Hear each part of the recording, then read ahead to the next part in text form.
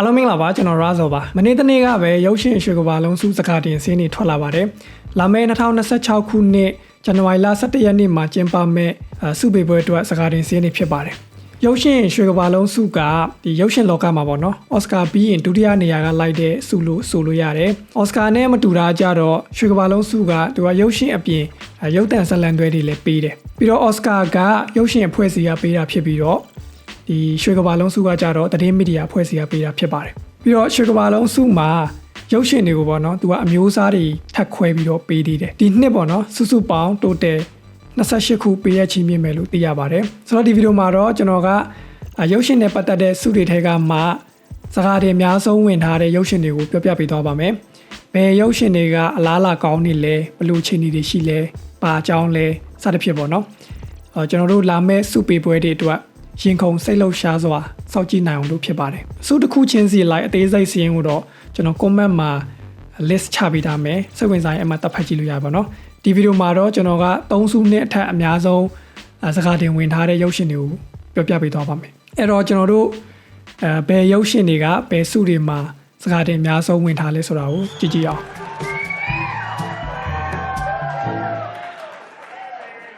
What is going on? အဲ့တော့ရင်ဆုံးရုပ်ရှင်ကတော့ The Secret Agent ဖြစ်ပါတယ် The Secret Agent ကmystery crime thriller drama ရုပ်ရှင်မျိုးစားဖြစ်ပါတယ်စကားတင်3စုဝင်ထားတယ်ပေါ့နော်အဲ့ဒါတွေက Best Motion Picture Drama အကောင်းဆုံးရုပ်ရှင်စု drama မျိုးစားထဲမှာပေါ့ပြီးရင် Best Male Actor အကောင်းဆုံးမျိုးသားဆက်ဆောင်စုဒီ drama ရုပ်ရှင်မျိုးစားထဲမှာပေါ့နော်Wagner Moura ကဒီအကောင်းဆုံးမျိုးသားဆက်ဆောင်စုစကားတင်ဝင်ထားတယ်ပြီးတော့ Best Non-English Language Motion Picture ဆိုတာကနိုင်ငံခြားရုပ်ရှင်စုပဲပေါ့နော်အင်္ဂလိပ်စကားပြောမဟုတ်တဲ့ရုပ်ရှင်ပေါ့အဲ့ဒါကဘရာဇီးနိုင်ငံကိုစားပြုအနေနဲ့ဒီစကားတင်ဝင်ထားပါတယ်စကားတင်3စုဝင်ထားတယ်ဒီရုပ်ရှင်ကဘာကြောင်းလဲဆိုလို့ရှိရင်ဘရာဇီးနိုင်ငံဒီစစ်အစိုးရအုပ်ချုပ်မှုအောက်ကအခြေအနေမှာစက်အိမ်တည်ထားတယ်ပေါ့နော်အဲ့မှာမင်းသားကသူကအရင်တုန်းကနီးပညာကျွမ်းကျင်တဲ့သူလို့ပြောတယ်အဲ့ဒီမှာသူသားလေးစီလာလဲတယ်ပေါ့နော်သူကအဲ့လိုစစ်အစိုးရနဲ့ຫນွယ်ဖူးတဲ့သူဖြစ်လာတယ်အဲ့တော့အစိုးရကသူ့အမြဲတမ်းစောင့်ကြည့်နေတယ်ပြီးတော့သူအသက်အန္တရာယ်ရှိတဲ့အခြေအနေထိဖြစ်လာတယ်အဲ့တော့ဒီအရှုပ်ထုတ်တွေကြားမှာသူဘလို့လွတ်မြောက်အောင်စူးစမ်းရုန်းကန်ရမလဲဆိုတဲ့အကြောင်းရိုက်ထားတယ်လို့ပြောတယ်နိုင်ငံရေးနဲ့ຫນွယ်ပြီးတော့ crime thriller ဆက်ဆံရုပ်ရှင်ဖြစ်ပါတယ်ဒီရုပ်ရှင်ကပြီးတဲ့ Cannes ရုပ်ရှင်ပွဲတော်မှာအကောင်းဆုံး director ဆုဒရိုက်တာကလေဘာမင်ဒွန်ကာဖီလီယိုကအကောင်းဆုံးဒရိုက်တာဆုရထားတယ်ပြီးတော့ဒီမင်းသားကလည်းကန်ရုပ်ရှင်ပွဲတော်မှာအကောင်းဆုံးဇာတ်ဆောင်ဆုရထားတယ်ဆိုတော့ digital release တော့မထွက်သေးဘူးဆိုတော့ထွက်လာရင်ကျွန်တော်တို့စောင့်ကြည့်ရမယ့်ရုပ်ရှင်ပေါ့နော်နောက်တကားကြတော့ကိုရီးယားနိုင်ငံရုပ်ရှင် No Other Choice ဖြစ်ပါတယ်သူကဒီရွှေကဘာလုံးစကားတင်3စုထိဝင်ထားပါတယ်ဇာတ်လမ်းမျိုးစားတော့ crime thriller comedy ပေါ့နော်လူသက်တဲထိတ်ရင်ဖို့မှာဟာတာဆက်ဆံရိုက်ထားတဲ့ရုပ်ရှင်ပေါ့ဆိုတော့ဘာတွေဝင်ထားလဲဆိုလို့ရှိရင် Best Motion Picture ဒီအေဂီတာနဲ့ဟာတာရုပ်ရှင်မျိုးစားထဲမှာအကောင်းဆုံးရုပ်ရှင်စုပြီးတော့မင်းသားလီပြောင်ဟွန်းကအကောင်းဆုံးမျိုးသားဆက်ဆောင်စုစကားတင်ဝင်တယ်ပြီးတော့နိုင်ငံခြားရုပ်ရှင်စုမှာတောင်ကိုရီးယားနိုင်ငံကိုစားပြုစကားတင်ဝင်ထားပါတယ်ဒီရုပ်ရှင်ကကျွန်တော် review လုပ်ထားပါတော့ဒီဇက်ကောင်မန်ဆူရဲ့တည်ငြိမ်အေးချမ်းနေတဲ့သူမိသားစုဘဝမှာရုတ်တရက်အလုပ်ပြုတ်သွားပြီးတော့အလုပ်အသစ်ရှာရင်းနဲ့လူတက်ရလောက်တဲ့အထိဖြစ်သွားတဲ့အခြေအနေတွေကိုဟာတာဆက်ဆံရိုက်ထားရုပ်ရှင်ဖြစ်ပါတယ်ဆိုတော့ကျွန်တော် review video မှာလည်းကြည့်လို့ရတယ်ပေါ့နော်နောက်တစ်ခါကျတော့ Marty Supreme ဆိုတဲ့ရုပ်ရှင်ဖြစ်ပါတယ်သူလည်းစကားတင်3စုထိဝင်ထားတယ်ဆိုတော့ဇာတ်လမ်းမျိုးစားတော့ drama comedy မျိုးစားဖြစ်ပါတယ်ဆိုတော့ Timothy Chalamet ရဲ့ဒီနှစ်ထဲမှာပေါ့နော်နာမည်ကြီးရုပ်ရှင်တစ်ခုလည်းဖြစ်တယ်ဘာတွေဝင်ထားလဲဆိုလို့ရှိရင်အကောင်းဆုံးရုပ်ရှင်စုတေဂီတာနဲ့ဟာတာရုပ်ရှင်မျိုးစားထဲမှာပြီးရင်အကောင်းဆုံးဇက်ညွန်စုဒီ director George Safdie နဲ့ Ronald Bernstein နှစ်ယောက်ရေးထားတယ်ပေါ့နော်အကောင်းဆုံးဇက်ညွန်စုပြီးတော့အကောင်းဆုံးဇက်ဆောင် Timothy Chalamet ကအကောင်းဆုံးဇက်ဆောင်စုစကားတင်ဝင်ထားတယ် Oscar မှာလည်းစကားတင်ဝင်လောက်မယ်လို့ထင်တယ်ဒီရုပ်ရှင်အပါအကြောင်းလဲဆိုလို့ရှိရင်table tennis ကစားသမားတယောက်အကြောင်းပေါ့နော်သူက table tennis champion ဖြစ်ချင်တယ်သူရဲ့ခက်ခဲတဲ့ဘဝခီးအကြောင်းကိုရိုက်ထားတာဖြစ်ပါတယ်တကယ်အပြင်အားဇက်ကောင်ကို အဲ့လို inspire ယူပြီးတော့ရေးထားတယ်လို့ပြောတယ်ဒီကားမှာ Timothy Chalamet ကတကယ် tennis ရိုက်တတ်အောင်သူသွားလေရ table tennis ယူသွားပြီးတော့လေ့ကျင့်ပြီးတော့မှဒီကားကိုရိုက်ထားတယ်လို့ဆိုတယ်ပြီးတော့ rating လည်းတော်တော်လေးကောင်းနေတယ်ပေါ့နော်ဒါလည်းကျွန်တော်ကြည့်ချင်တယ် Okay နောက်တစ်ခါကျတော့ Netflix မှာဒီနှစ်နာမည်ကြီးသွားတဲ့ K-pop Demon Hunter ပေါ့နော် K-pop Demon Hunter ကစု3စုထိစကားတင်ဝင်ထားတယ်ဆက်လက်မျိုးစားကတော့ fantasy comedy musical animation ပေါ့နော်စကားတင်ဝင်ထားကတော့ best song motion picture ဒီအကောင်းဆုံးတေးတချင်းစု golden အချင်းနာမည် golden တချင်းနဲ့အကောင်းဆုံးတေးတချင်းစုစကားတင်ဝင်တယ်ပြီးတော့ animation ရုပ်ရှင်မျိုးစားထဲမှာအကောင်းဆုံး animation ရုပ်ရှင်စကားတင်ဝင်တယ်ပြီးတော့ best cinematic and box office achievement ဒါကရုံဝင်ငွေအများဆုံးစုလို့ပြောတယ်အဲ့ဒီစုဝင်နေပါတော့ဆိုတော့3စုဝင်နေသူကဘယ်လိုမျိုးလဲဆိုလို့ရှိရင်ကိုရီးယားကာချာစအိမ်တဲတယ်ပေါ့အဲ့ဒီနှစ်ခေတ်ဆက်ပေါ့နော်ဒီနတ်ဆိုဒီမိုနီကိုနှိမ်နှင်းတဲ့အဆိုတော်ဖွဲ့တွေတဖြည်းဖြည်းလက်ဆင့်ကန်လာပြီးတော့နှိမ်နှင်းကြတယ်ပေါ့အဲ့မှာနောက်ဆုံးသူတို့မနိုင်တော့ဒီမွန်ဖွဲ့ကဘာလုပ်လဲဆိုရင် K-pop အဖွဲ့ချင်းပြိုင်ပြီးတော့တိုက်တယ်ဇက်လန်ပေါ့နော်ဆို Netflix မှာတချင်းကြောက်ရောပြီးတော့ဇက်လန်မျိုးစားကြောက်ရောပေါ့နော်လူငယ်တွေကြားမှာရေပန်းစားသွားတယ် Netflix မှာလည်းလူကြည့်များတဲ့ရုပ်ရှင်တစ်ခုဖြစ်သွားတယ်ပေါ့နောက်တစ်ခါကျတော့ Yorgos Lanthimos ရဲ့ဘူဂိုနီယာပေါ့နော်ဘူဂိုနီယာရုပ်ရှင်ကလည်း3စုထိဝင်ထားတယ်ဇက်လန်မျိုးစားတော့ science fiction crime thriller မျိုးစားပေါ့နော်ဆိုဘာစုတွေဝင်ထားလဲဆိုလို့ရှိရင်ကောင်းဆုံးရုပ်ရှင်စုတိဂီတာနဲ့ဒီဟာတာရုပ်ရှင်မျိုးစားတွေမှာပြီးရင်ကောင်းဆုံးမျိုးသားဆက်ဆောင် Jesse Plemons ကဒီစကားတင်ဝင်တယ်ပြီးတော့ Emma Stone ကအကောင်းဆုံးမျိုးသမီးဆက်ဆောင်စကားတင်ဝင်တယ်ဒီကားကျွန်တော်ကြည့်ပြီးပြီဆိုဘယ်လိုလဲဆိုလို့ရှိရင်အဲ့ဒီလူ2ယောက်ရှိတယ်ပေါ့နော်လူ2ယောက်ကစီးပွားရေးလုပ်ငန်းရှင်မိန်းမတစ်ယောက်ကိုကြိုသားဆိုပြီးတော့ပြန်ပြီးဆွဲနှိပ်စက်အဲ့လိုစုံစမ်းတဲ့ရုပ်ရှင်ပေါ့အဲ့တော့ဒီမျိုးသမီးက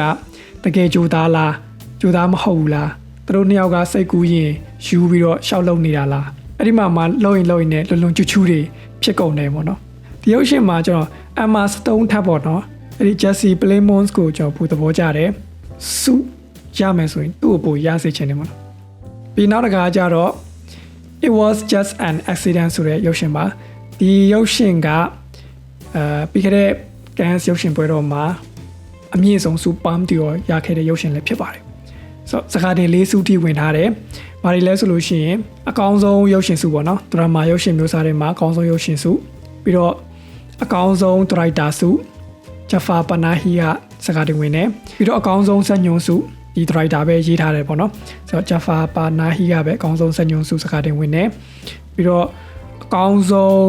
ဇာတ်နိုင်ငံခြားရုပ်ရှင်စုပေါ့ဒီရုပ်ရှင်ကအီရန်ရုပ်ရှင်ဖြစ်ပေမဲ့ပြင်သစ်နိုင်ငံကိုစားပြုထားတယ်ဘာဖြစ်လို့ဆိုတော့ပြင်သစ်ကနေပြီးတော့ investment လုပ်ပြီးတော့ငွေထုတ်လုပ်ထားတဲ့ရုပ်ရှင်မို့လို့ပြောတယ်ဆိုအော်စကာမှာလည်းဒီရုပ်ရှင်ကပြင်သစ်နိုင်ငံကိုစားပြုနေတဲ့ဒီအကောင်းဆုံးနိုင်ငံခြားရုပ်ရှင်စုအောင်မှာပေးပို့ထားပါတယ်ဆိုတော့ဒီရုပ်ရှင်က thriller drama crime ပေါ့နော်ပြီးတော့စိတ်ဝင်စားဖို့လည်းကောင်းတယ်နိုင်ငံတကာရုပ်ရှင်ပရိသတ်တွေကြားမှာလည်းတော်တော်လေးချီးကျူးခံထားရတဲ့ရုပ်ရှင်ဖြစ်တယ်ဘယ်လိုကြောင်းလဲဆိုလို့ရှိရင်ကား workshop မှာလုပ်တဲ့လူတစ်ယောက်ရှိတယ်ပေါ့နော်သူကဘာလဲဆိုရင်နိုင်ငံရေးအကျဉ်းသားဟောင်းသူနိုင်ငံရေးကြောက်အကျဉ်းကြဖူးတယ်အဲ့မှာသူ့ကိုစစ်ဆေးမေးမြန်းဖူးတယ်ပေါ့နော်သူတို့ကမျက်လုံးအုပ်ပြီးတော့မေးတယ်လို့ပြောတယ်ဆိုတော့အတန်တွေပဲသူမှတ်မိနေတယ်ပေါ့ဒီနေ့ကျတော့သူကား workshop ကိုအဲ့ဒီခြေအတုတတ်ထားတဲ့လူတစ်ယောက်ရောက်လာတယ်ပေါ့နော်ရောက်လာပြီးတော့အဲ့ဒီခြေသူအတန်ကိုသူရင်းနှီးနေတော့ဒီငါ့ကိုနှိပ်စက်ထားတဲ့သူဖြစ်တယ်ဆိုတာကိုသူသိသွားတယ်စတာဒီလူကငါ့ကိုနှိပ်စက်ထားတဲ့သူပဲဆိုတော့အဲ့ဒီလူသူဖမ်းလိုက်တယ်ဖမ်းပြီးတော့တခြားသူနဲ့သိတယ်ပေါ့နော်နိုင်ငံရေးကျင်းသားဟောင်းတွေကိုလည်းသူဖွဲ့ပြီးတော့ဒီသူကသူတို့ကိုညှဉ်းပန်းနှိပ်စက်ထားတဲ့သူအဲ့တော့ဒီလူကိုငါတို့တိုက်ရမလားခွင့်လို့ရမလားဘာဆက်ဖြစ်မလဲပေါ့ Okay နောက်တစ်ခါကျတော့ Wake Up for Good ပေါ့နော်မနေ့ကထွက်လာတဲ့ Wake Up ရုပ်ရှင်ရဲ့ဒုတိယပိုင်းအဆက်ဖြစ်တယ်ဆိုတော့ဒီရုပ်ရှင်ကစကားတွေ9စုထိဝင်ထားတယ်အချင်းကြီးပဲတချင်း2စုပေါ့နော်ဆိုတော့ဘာတွေလဲဆိုလို့ရှိရင်စင်တီယာအရီဘိုက ဒီအကောင်းဆုံးမျိုးသမီးဆက်ဆောင်စုဝင်တယ်ပြီးတော့ Ariana Grande ကအကောင်းဆုံးမျိုးသမီးဇက်ပိုစုဝင်တယ်ပြီးတော့အကောင်းဆုံးတေးတချင်းစု No Place Like Home တချင်းကစကားတင်ဝင်တယ်ပြီးတော့ A Girl in a Bubble တချင်းကလည်းအကောင်းဆုံးတေးတချင်းစုဝင်တယ်ပြီးရင် Best Cinematic and Box Office Achievement ရုံဝင်ငွေအောင်မြင်ဆုံးပေါ့နော်ရုံတင်တဲ့ချိန်မှာအောင်မြင်ဆုံးစုပေါ့ဆိုတော့အဲ့ဒီစုစကားတင်ဝင်ပါတယ်ဒီရုပ်ရှင်ကအချင်း music ရဲ့ဆက်လံမျိုးစားပေါ့နော်အရင်ရုပ်ရှင်ကပြိုးခဲ့တဲ့ကောင်းတဲ့ဆုံးမနဲ့မကောင်းတဲ့ဆုံးမနဲ့ကြာက relationship တွေပြီးတော့သူဘလို့ဖြစ်လာလဲသူဘဝဘလို့ဖြတ်တန်းခဲ့ရလဲစသဖြင့်ရုပ်ရှင်တွေမှာရိုက်ပြထားတယ်လို့ပြောတယ်တချင်းတွေပုံမြင်တွေဒီဆုံးမတွေရဲ့စွမ်းအင်တွေစသဖြင့်ပေါ့နော်ဒါတွေစိတ်ဝင်စားတဲ့သူဆိုလို့ရှိရင်တော့ဆိုကြိုက်ကြမှာပေါ့နော်နောက်တကားကြတော့ Frankenstein မှာစကားတင်5စုထိဝင်ထားတယ်ပါရီလဲဆိုလို့ရှိရင် drama ရုပ်ရှင်အောက်မှာအကောင်းဆုံးရုပ်ရှင်စုပြီးရင် director စုပေါ့နော်အကောင်းဆုံး director စု Guillermo del Toro ကအကောင်းဆုံး director စုစကားတင်ဝင်တယ်ပြီးတော့မင်းသား Oscar Isaac ကအကောင်းဆုံးဆက်ဆောင်စုဝင်တယ်ပြီးတော့ဒီ Frankenstein နေရာမှာတရုပ်ဆောင်တဲ့ Jacob Elordi ကအကောင်းဆုံးဆက်ဖို့မင်းသားစုဝင်တယ်ပြီးတော့အကောင်းဆုံးတေးဂီတစုလည်းဝင်တယ် Best Score Motion Picture ပေါ့နော်ဆိုတော့5စုဝင်တယ်ဒီရုပ်ရှင်ကတော်တော်များများကြည့်ပြီးလောက်ပြီးဖြစ်မှာပါကဘာကျော် Frankenstein ဝတ္ထုကိုပြန်ပြီးတော့ adaptation လုပ်ထားတာပေါ့နော်ဆိုတော့လူသားတစ်ယောက်ကိုအသက်သွင်းဖန်တီးဖို့အတွက်စူးစမ်းတဲ့ဒီ Victor Frankenstein ရဲ့အမြင်ရှုထောင့်ကနေရိုက်ပြထားတယ်ပြီးတော့သူဖန်တီးပြီးတော့သူမျှော်မှန်းထားတယ်လို့မဖြစ်လာတဲ့အခါစွတ်ပစ်လိုက်တယ်လို့ဖြစ်သွားတယ်ဖြစ်သွားပြီးတော့အဲ့ဒီဖန်တီးလိုက်တဲ့အကောင်ပေါ့နော် Frankenstein ဖြစ်လာမယ့်အကောင်ရဲ့ရှုထောင့်ကနေပြန်ပြတယ်အဲ့လိုအဖက်ဖက်ကနေပေါ့နော်ကျွန်တော်တို့တနာစရာစိတ်မကောင်းဖြစ်စရာဇလံပေါ့တော်တော်လေးတင်ပြချက်ကောင်းတဲ့ရုပ်ရှင်ဖြစ်တယ်ပြီးတော့လူကြိုက်လည်းများတဲ့ရုပ်ရှင်ပေါ့နော်ဆိုတော့ဒီရုပ်ရှင်က Netflix ကထုတ်လွှင့်ဖြတ်ချီထားတယ်ဒီစုဝေပွဲတွေမှာစူရဖို့ရေပန်းစားနေတဲ့ရုပ်ရှင်လည်းဖြစ်ပါတယ်ဆိုတော့နောက်တစ်ခါကျတော့ Hamnet ရုပ်ရှင်မှာဒီရုပ်ရှင်ကစကားတင်6စုထိဝင်ထားပါတယ်ဆိုတော့ဘာတွေလဲဆိုလို့ရှိရင် drama ရုပ်ရှင်မျိုးစားမှာအကောင်းဆုံးရုပ်ရှင်စုပြီးတော့ director Chloe Zhao ကအကောင်းဆုံး director စုအကောင်းဆုံးစံညွှန်းစုဒီ director ကိုယ်တိုင်ပဲရေးထားတယ်ပြီးတော့အကောင်းဆုံးအမျိုးသမီးဆက်ဆောင်စု Jessie Buckley ကစကားတင်ဝင်တယ်ပြီးတော့အကောင်းဆုံးအမျိုးသားဆက်ပို့စု All Maskell ကစကားတင်ဝင်တယ်ပြီးတော့အကောင်းဆုံးတေဂီတာစုစကားတင်ဝင်တယ်6စုထိဝင်တယ်ဒီရုပ်ရှင်ကဘာကြောင်းလဲဆိုလို့ရှိရင်ကဘာကျော်စာရေးဆရာ Shakespeare ရဲ့ဘဝဆက်ကြောင်းပေါ့နော်သူရဲ့သူမိန်းမရဲ့ပြီးတော့သူ့သားအမွှာလေးမွေးတယ်လို့ပြောတယ်အဲ့ဒီတယောက်နာမည်က Hamnet Shakespeare ပေါ့အဲ့တော့ဒီကောင်လေးကအသက်17နှစ်အရွယ်မှာပဲပလက်ယောဂကြောင့်အသက်သေသွားတယ်လို့ပြောတယ်အသက်ဆုံးရှုံးသွားတယ်ပြောတယ်အဲ့တော့သူ့အဖေနဲ့မိကဝမ်းနဲ့ပူဆွေးရတယ်ပေါ့နော်အဲ့ဒါတွေကိုຫນွယ်ပြီးတော့စက်အိမ်ဖွဲ့ထားတဲ့ရုပ်ရှင်ဖြစ်တယ်ဒရိုက်တာကတော့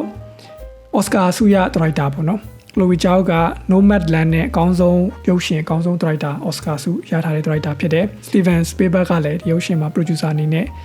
ပါဝင်ထားတယ် rating လည်းတော်တော်လေးကောင်းတယ်အဲ့တော့နောက်တစ်ခါကိုကြည့်အောင်နောက်တစ်ခါက Sinners ရုပ်ရှင်ဖြစ်ပါတယ်စားထွက်ကလေးကပရိသတ်တွေတော်တော်လေးကြိုက်ကြတဲ့သဘောကျကြတဲ့ရုပ်ရှင်ဖြစ်တယ်ဒီရုပ်ရှင်ကစကားတင်9စုထိဝင်ထားတယ်ဘာတွေလဲဆိုရင်အကောင်းဆုံးရုပ်ရှင်စုစကားတင်ဝင်တယ်ပြီးတော့အကောင်းဆုံးဒရိုက်တာ Ryan Coogler ကစကားတင်ဝင်တယ်ပြီးတော့အကောင်းဆုံးစက်ညွှန်သူပဲစကားတင်ဝင်တယ်ပြီးတော့အကောင်းဆုံးအမျိုးသားဆက်ဆောင်စု Michael B Jordan ဒီရုပ်ရှင်မှာသူနှစ်ကိုယ်ခွဲတယောက်ဆောင်တာပေါ့နော်သူတို့ညီကိုပေါ့ပြီးတော့အကောင်းဆုံးရုပ်ရှင်တေးဂီတာစုပြီးတော့အကောင်းဆုံးရုပ်ရှင်တေးသချင်းစု I Lie to You တချင်းနဲ့စကားတင်ဝင်တယ်ပြီးတော့ရုံတင်ဝင်ငွေအကောင်းဆုံးစုပေါ့နော်ရုံတင်တဲ့အခါမှာအောင်မြင်ဆုံးစုပေါ့ Best Cinematic and Box Office Achievement စုစကားတင်ဝင်တယ်9စုဝင်တယ်ရုပ်ရှင်ဘာကြောင်းလဲဆိုလို့ရှိရင်ဟိုးအရင်ခေတ်ကကြောင်းပေါ့နော်1920 30ကာလဒီလူမဲတွေဖိနှိပ်ခံရတဲ့အကြောင်းကိုဗမ်ပါယာသွေးဆုပ်ဖုတ်ကောင်ဒီနဲ့ဆင်ပြီးတော့ရိုက်ထားတဲ့ရုပ်ရှင်ဖြစ်ပါတယ်တော်တော်လေးကောင်းတယ်ပရိသတ်တွေလည်းတော်တော်လေးသဘောကျကြတယ်စူရဖို့လည်းရေပန်းစားနေတဲ့ရုပ်ရှင်ဖြစ်ပါတယ်ဆိုတော့သူကစကားတင်9စုဝင်ထားတယ်နောက်တကားကကြတော့ sentimental value ရုပ်ရှင်ဖြစ်ပါတယ်ဒီရုပ်ရှင်က Norway နိုင်ငံကိုစားပြုရုပ်ရှင်ပေါ့နော်စကားတင်8စုထိဝင်ထားတယ်ဘာတွေလဲဆိုလို့ရှိရင်ကောင်းဆုံးရုပ်ရှင်စုဒရာမာမျိုးစားအောင်မှာပြီးတော့ကောင်းဆုံးဒရိုက်တာစုဂျွာရှင်ထရီယာကစကားတင်ဝင်တယ်ပြီးတော့သူပဲကောင်းဆုံးစညွန်စုဝင်တယ်ပြီးတော့အကောင်းဆုံးအမျိုးသမီးဆက်ဆောင်စုရီနာတီရိန်းစ်ပေကစကားတင်ဝင်တယ်ပြီးတော့သူ့အဖေနေရာမှာတယောက်ဆောင်တဲ့စတယ်လန်စကာဂတ်ကအကောင်းဆုံးမျိုးသားဆက်ပို့စုဝင်တယ်ပြီးတော့အယ်ဖန်နင်းကအကောင်းဆုံးမျိုးသမီးဆက်ပို့စုဝင်တယ်ပြီးတော့အင်ဂါအပ်စတော်တာလီလီအော့စ်ကအကောင်းဆုံးမျိုးသမီးဆက်ပို့စုဝင်တယ်မျိုးသမီးပဲ3ယောက်စကားတင်ဝင်တယ်ပေါ့နော်ပြီးတော့အကောင်းဆုံးနိုင်ငံခြားရုပ်ရှင်စုလဲစကားတင်ဝင်တယ်နော်ဝေးနိုင်ငံကိုစားပြုပေါ့ဒီရုပ်ရှင် digital release ထွက်လာပြီးကျွန်တော်ဒီဗီဒီယိုရိုက်ပြီးကြည့်ဖို့ပြင်ထားတယ်ပေါ့နော်။ဘာကြောင့်လဲဆိုလို့ရှိရင်အဖေနဲ့သမီးတွေရဲ့မိသားစုဇက်လန်ပေါ့။သူ့အဖေကအဲ့လို director လို့ပြောတယ်။သူ့သမီးတွေကဒီပြဇက်ကတဲ့မင်းသမီးတွေပေါ့နော်။အဲ့တော့သူတို့ဂျာဆက်ဆံရေးဘယ်လိုရှိလဲ။သူငငယ်ကလေးကအဲ့လိုကွဲသွားတဲ့ပုံစံတွေ့ရတယ်ပေါ့နော်။ကျွန်တော်လိုက်ဖတ်ကြည့်တော့အဲ့တော့အဖေနဲ့သမီးဂျာဆက်ဆံရေးကိုအမှုပညာနဲ့ຫນွယ်ပြီးတော့ drama ပုံစံရိုက်ထားတဲ့ရုပ်ရှင်ဖြစ်တယ်။ Okay နောက်ဆုံးတကားကတော့စကားတင်အများဆုံးဝင်ထားတဲ့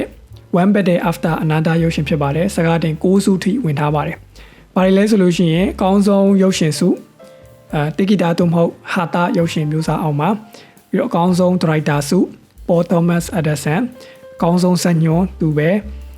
ပြီးတော့အကောင်းဆုံးမျိုးသားဆက်ဆောင်စုLeonardo DiCaprio ကဝင်တယ်စကားတင်ဝင်တယ်ပြီးတော့အကောင်းဆုံးမျိုးသမီးဆက်ဆောင်စု Chase Infinity ကစကားတင်ဝင်တယ်ပြီးတော့အကောင်းဆုံးမျိုးသားဆက်ပို့စုဒီမူလော့ချောနေရာမှာတရုတ်ဆောင်တဲ့ Sean Penn ကစကားတင်ဝင်တယ်ပြီးတော့အကောင်းဆုံးမျိုးသားဆက်ဆောင်စုပဲ Benicio del Toro ကစကားတင်ဝင်တယ်ဒီကားမှာဆန်းဆဲနေရာတရုတ်ဆောင်တဲ့သူပေါ့နော်ပြီးတော့အကောင်းဆုံးမျိုးသမီးဆက်ပို့စုတီယာနာတေလာကစကားတင်ဝင်တယ်ပြီးတော့အကောင်းဆုံးရုပ်ရှင်တေဂီတာစုစကားတင်ဝင်တယ်စကားတင်6စုထိဝင်ထားတယ်ပေါ့နော်ရုပ်ရှင် digital release ထွက်လာပြီးတော်တော်များလဲကြည့်ပြီးလောက်ပြီးလို့ထင်တယ်ပရိသတ်တွေလည်းတော်တော်ကြိုက်ကြတဲ့ဟာတာ action thriller ရုပ်ရှင်မျိုးစားပေါ့နော်ဒီ Leonardo တို့ဖွဲ့ကသူ့နာမည် Bob Ferguson ပေါ့နော်သူတို့ဖွဲ့ကတော်လိုင်းရေးတပ်ဖွဲ့ပေါ့ဆိုတော့သူတို့တော်လိုင်းရေးလုပ်နေရင်မှာအကြောင်းတစ်ခုကြောင့်ဆက်မလုပ်ဖြစ်တော့ဘူးနှစ်တွေတော်တော်ကြာသွားတယ်ဆိုတော့သူ့သမီးနဲ့ပဲသူဘဝ AC ဖြတ်တန်းနေတယ်အဲ့တော့တနေ့မှာပေါက်ကြားသွားတယ်ပေါ့နော်သူတို့ရဲ့နေရလိပ်စာတွေဘယ်မှာဘယ်လိုရှိတယ်ပေါက်ကြားသွားတော့စစ်တပ်ကသူတို့လိုက်တယ်လိုက်နေနေသူ့သမီးကိုဖမ်းမိသွားတယ်ပေါ့နော်အဲ့တော့ဒီသူ့သမီးကိုသူပြန်ရဖို့သူစူးစမ်းရုန်းကန်ရတဲ့အကြောင်းပေါ့အဲ့မှာသူကနှစ်တွေကြာပြီဆိုတော့ဘာမှသိချာမသိတော့ဘူးသူပါဝင်ခဲ့တုန်းကလည်းအရန်ကြီးသူကတော်ပြီးထပ်မြတ်တဲ့လူမဟုတ်တော့တိတ်သူများနောက်လိုက်ပဲပုံစံပဲဖြစ်နေတယ်ပေါ့နော်တကယ်ဆက်ရထက်တန်ပါဝင်နေပေမဲ့သူကိုယ်တိုင်ဥဆောင်မှု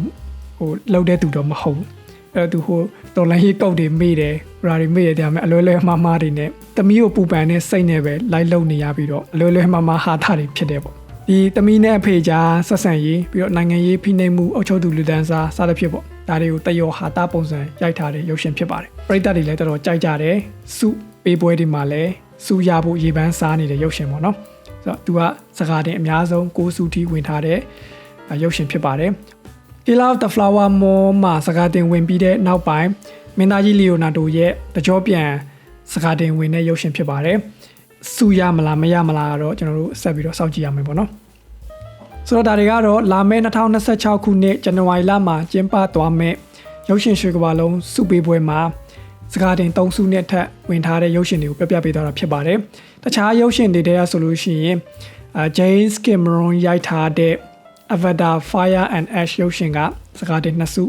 ဝင်ထားတယ်ပြီးတော့နဗန်းမင်းသားကြီးလို့လူသိများတဲ့ The Rock ရဲ့ရုပ်ရှင် The Smashing Machine ကလည်းစကားတင်2စုထိဝင်ထားတယ်ဆိုတော့ဒီ The Rock ဇက်ကောင်ကအမျိုးသားဆက်ဆောင်စုစကားတင်ဝင်ထားတယ်ပေါ့နော်ပြီးတော့မင်းသား Brad Pitt ပါတဲ့ F1 ရုပ်ရှင်ကလည်းစကားတင်2စုထိဝင်ထားတယ်ပြီးတော့ဒီနှစ်မှာ popular ဖြစ်သွားတဲ့ Weapons တရေကားကဘွားတော်ကလည်းဇက်ပိုစုဝင်ထားတယ်ပြီးတော့ Jennifer Lawrence ကလည်းမျိုးသမီးဆက်ဆောင်စုဝင်ထားပါတယ် အသေးစိတ်စရင်တိကျတော့ကျွန်တော် comment မှာ list လုပ်ပေးထားပါမယ်အမှဝင်ကြည့်လို့ရတယ်ပေါ့နော်ဆိုတော့ဘယ်ရုပ်ရှင်တွေကြည့်ပြီးပြီလဲဘယ်သူတွေကိုစုရစေချင်လဲရွှေကဘာလုံးမှာစုရထားတယ်ဆိုရင်အော်စကာမှာအလားလာကောင်းတက်ကြတယ်လို့ရွှေကဘာလုံးရပေမဲ့လည်းအော်စကာမရတာလည်းရှိတယ်ပေါ့နော်အဲ့တော့ကျွန်တော်တို့ရုပ်ရှင်တွေကြည့်ပြီးတော့လာမယ့်စုပေးပွဲတွေအတွက်ရင်ခုန်ဆဲလောက်ရှားစွာစောင့်ကြည့်ကြတာပေါ့နောက်လာစုပေးပွဲပြီးရင်တော့ကျွန်တော်တည်င်း update video လေးတွေတင်ပေးသွားပါမယ်ဆိုတော့ဒီဗီဒီယိုကဒီလောက်ပါပဲနောက်ဗီဒီယိုမှာပြန်ဆုံပါမယ်ဗီဒီယိုဆုံးနေကြည့်ပြီလို့ကျေးဇူးတင်ပါတယ်